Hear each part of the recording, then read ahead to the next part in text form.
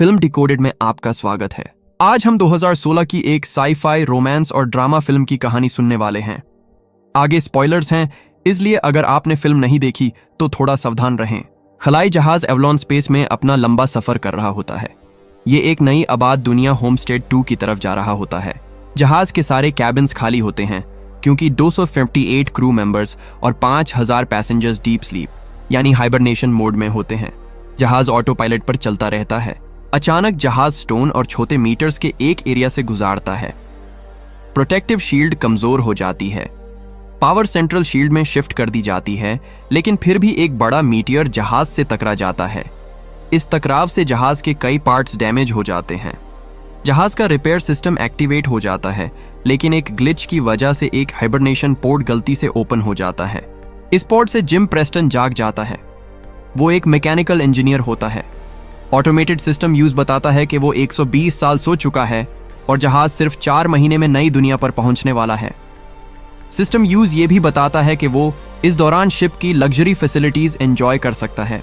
Gym अपना cabin, अपना ID band और डेली रूटीन के बारे में जानता है। वो थोड़ा एक्साइटेड होता है, लेकिन साथ ही थोड़ा नर्वस भी। उसे लगता है कि बाकी लोग भी जल्द ही जाग जाएंगे। जिम अपने रूम से निकलकर एक ऑटोमेटेड क्लासरूम में जाता है जो नॉर्मली लोगों से भरा होता है, लेकिन आज वहां वो अकेला होता है। होलोग्राम अर्थ के बारे में बताता है कि वहां पॉपुलेशन बहुत ज्यादा हो चुकी है और लाइफ का कॉस्ट बढ़ चुका है। जिम बार बार पूछता है कि वो अकेला क्यों है, लेकिन सिस्टम कोई क्लियर आंसर नहीं देता। वो शिप के में कनकोर्स में जाता है, वहां भी कोई नहीं होता। इन्फो डेस्क पर जाकर हेल्प मांगता है, फिर क्रू सेक्शन की तरफ जाता है और फिर कैप्टन से मिलने की कोशिश करता है। ब्रिज के बाहर खड़े होकर वो देखता है कि पूरा क्रू अभी तक सो रहा है। आखिर जिम ऑब्जर्वेटरी में जाता है और सच समझ जाता है। शिप अभी मंजिल से 90 साल दूर होता है। तब उसे एहसास होता है कि वो बहुत जल्दी जाग गया है। वो अर्थ पर मैसेज सेंड करता है कि अब वो क्या करे, लेकिन सिस्टम बताता है कि रिस्पॉन्स आने में 55 साल लग जाएंगे। ये सुनकर जिम बिल्कुल टूट जाता है। वो अकेला शिप में घूमता रहता है और आखिर बर एरिया तक पहुंच जाता है। वहां यूज़े एक बारटेंडर मिलता है, लेकिन जल्दी पता चलता है कि वो एक एंड्रॉयड है जिसका नाम आर्थर होता है। जिम उससे बातें करता रहता है, लेकिन आर्थर इंसानी इमोशंस को पूरी तरह समझ नहीं पाता। मॉर्निंग जिम कैंटीना में जाता है। ज्यादातर प्रीमियम चीजें सिर्फ फर्स्ट क्लास पैसेंजर्स के लिए होती हैं। वो सिंपल कॉफी पीता है और सोचता है कि हाइबरनेशन पोर्ट को कैसे रिपेयर किया जाए। वो टूल्स लेकर पोर्ट को फिक्स करने की कोशिश करता है। खुद अंदर जाकर टेस्ट भी करता है, लेकिन पॉड काम नहीं करता। फिर वो क्रू के पॉड्स ओपन करने की कोशिश करता है, वो भी फेल हो जाता है। टाइम के साथ शिप में छोटी छोटी टेक्निकल प्रॉब्लम्स बढ़ने लगती हैं। जिम बार बार बार में जाता है, कभी पीने के लिए, कभी आर्थर से बात करने के लिए। आर्थर उसे सजेस्ट करता है कि वो शिप की फैसिलिटीज एंजॉय करे। जिम रेस्टोरेंट्स, गेम्स, मूवीज और दूसरी एंटरटेनमेंट चीजें ट्राई करता है, लेकिन अंदर से वो और ज्यादा लोनली महसूस करता है। एक दिन नाशे की हालत में वो हाइबरनेशन पॉड्स के एरिया में चला जाता है। वहां यूज स्पेस सूट्स और एयरलॉक दिखते हैं। वो एक सूट पहनकर स्पेस में निकाल जाता है। बाहर का व्यू बहुत खूबसूरत होता है। वो अपने बूट्स के मैग्नेट्स ऑफ करके स्पेस में फ्लोट करता है। थोड़ी देर बाद वो वापस आ जाता है। फिर बिना सूट के खुद को बाहर धकेलने की कोशिश करता है, यानी सुइसाइड अटेम्प्ट करता है, लेकिन आखिरी पल में रुक जाता है। वापस आते वक्त वो फिसल जाता है। जब वो उठता है तो उसकी नजर एक सोई हुई लड़की पर पड़ती है। उसका नाम ऑरोरा होता है। जिम उसकी फाइल्स देखता है, उसके इंटरव्यूज सुनता है और उसके लिखे हुए आर्टिकल्स पढ़ता है। धीरे धीरे वो उसे प्यार कर बैठता है। वो उसके पोर्ट के पास बैठकर सोचता रहता है कि क्या वो कभी जागेगी या नहीं। वो आर्थर से बात करता है और कहता है कि अगर वो ऑरोरा को जगा दे तो वो अकेला नहीं रहेगा, लेकिन इसका मतलब ये भी होगा कि वो ऑरोरा की पूरी जिंदगी छीन लेगा, क्योंकि वो भी उसके साथ शिप पर फांस जाएगी। जिम पहले खुद को रोकता है, लेकिन टाइम के साथ ये थॉट उसके दिमाग से निकालता नहीं। आखिर एक दिन वो उसके पॉड का सिस्टम एक्टिवेट कर देता है और ऑरोरा को जगा देता है। ऑरोरा जाग जाती है और बिल्कुल वही सब देखती है जो जिम ने शुरू में देखा था। जिम उसे बताता है कि वो दोनों ही जाग चुके हैं और शिप अभी मंजिल से बहुत दूर है। वो घबरा जाती है और वापस सोने की कोशिश करती है, लेकिन पॉड काम नहीं करता। जिम उसे बताता है कि अब वापस हाइबरनेशन पॉसिबल नहीं है। शुरू में ऑरोरा को जिम पर दया आती है कि वो 1 साल से अकेला था। वो दोनों मिलकर सोल्यूशन ढूंढने की कोशिश करते हैं।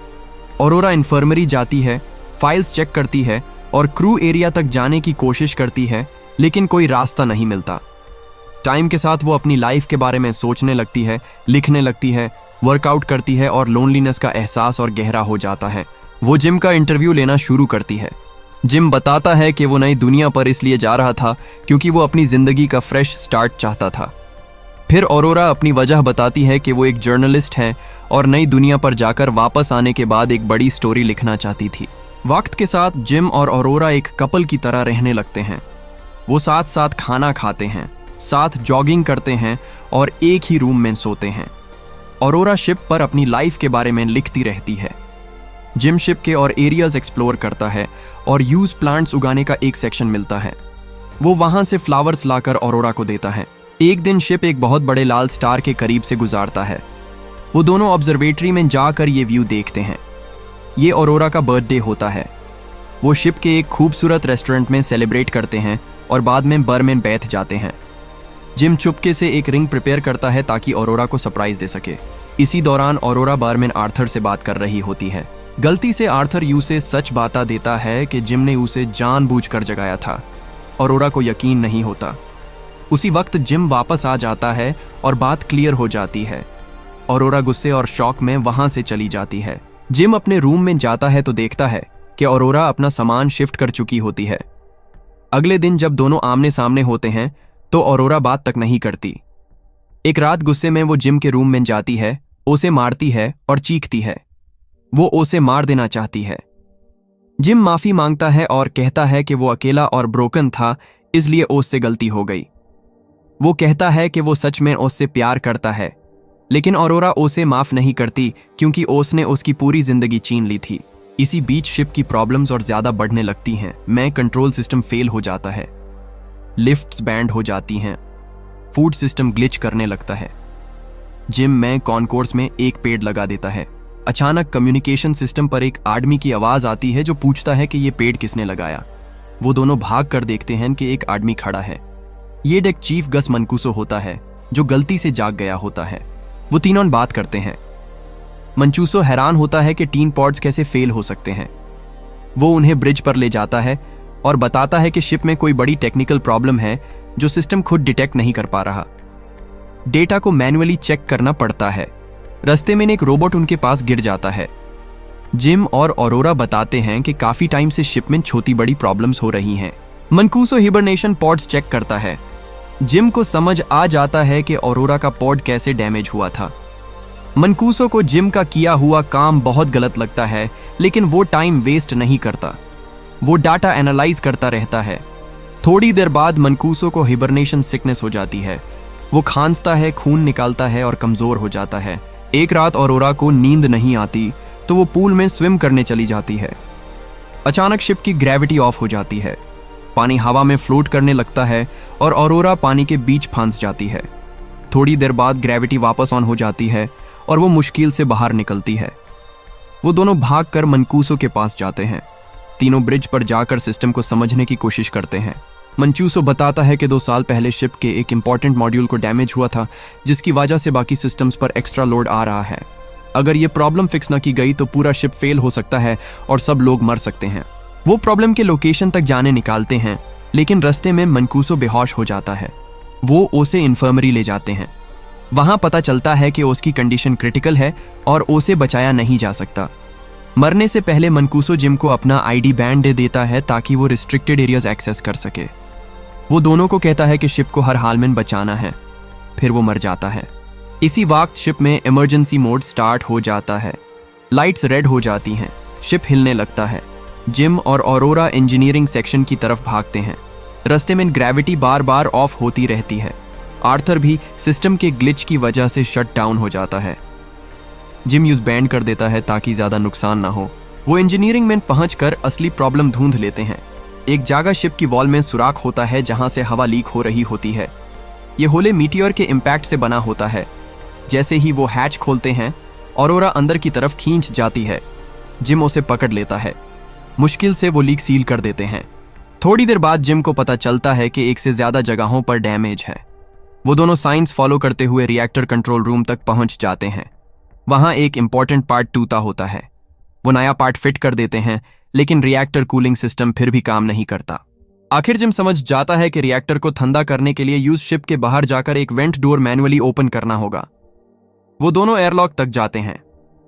जिम अपना आईडी बैंड ऑरोरा को दे देता है क्योंकि मुमकिन है वो वापस ना आए। ऑरोरा उसे रोक कर कहती है कि वो उसके बिना जिंदा नहीं रह सकती। जिम कहता है कि अगर वो नहीं गया तो सब लोग मर जाएंगे। वो स्पेस में चला जाता है। रिएक्टर का टेम्परेचर बहुत ज्यादा बढ़ चुका होता है। ऑरोरा अंदर से सिस्टम ऑपरेट करती है। एक गरम मेटल का टुकड़ा निकालकर उसके हाथ को जख्मी कर देता है। बाहर जिम डोर खोलने की कोशिश करता है। आखिर वो वेंट डोर खोल देता है, लेकिन यूज अपने हाथों से खुला रखना पड़ता है। वो ऑरोरा को कहता है कि सिस्टम स्टार्ट कर दे। वो रोते हुए सिस्टम स्टार्ट कर देती है। प्रेशर रिलीज हो जाता है, लेकिन झटके से जिम की टेदर टूट जाती है और वो स्पेस में पीछे चला जाता है। उसके सूट की ऑक्सीजन कम होने लगती है। वो आखिरी बार ऑरोरा से बात करता है और माफी मांगता है। ऑरोरा तुरंत दूसरा स्वीट पहनकर बाहर जाती है, लेकिन उसकी टेदर छोटी पड़ जाती है। आखिरी लम्हे पर वो जिम की टेदर पकड़ लेती है और उसे अंदर खींच लेती है। वो जिम को इन्फर्मरी ले जाती है, लेकिन वो मर चुका होता है। ऑरोरा मनकूसो के आईडी बैंड से मेडिकल सिस्टम ओवरराइड करती है। मेडिकल पॉड एक्टिवेट होता है और जिम को वापस जिंदा कर देता है। इस पल ऑरोरा उसे दिल से माफ कर देती है। बाद में वो आर्थर को दोबारा ऑन कर देते हैं। मंचूसो को स्पेस में प्रॉपर ब्यूरियल देते हैं। जिम ऑरोरा को बताता है कि ऑस ने मेडिकल पॉड को हाइबरनेशन पॉड की तरह यूज करने का तरीका निकाल लिया है। वो कहता है कि ऑरोरा वापस सो जाए और बाकी सफर डीप स्लीप में कंप्लीट करे, ताकि वो नई दुनिया पर जाकर अपनी स्टोरी पूरी कर सके। लेकिन ऑरोरा डिसाइड करती है कि वो नहीं सोएगी।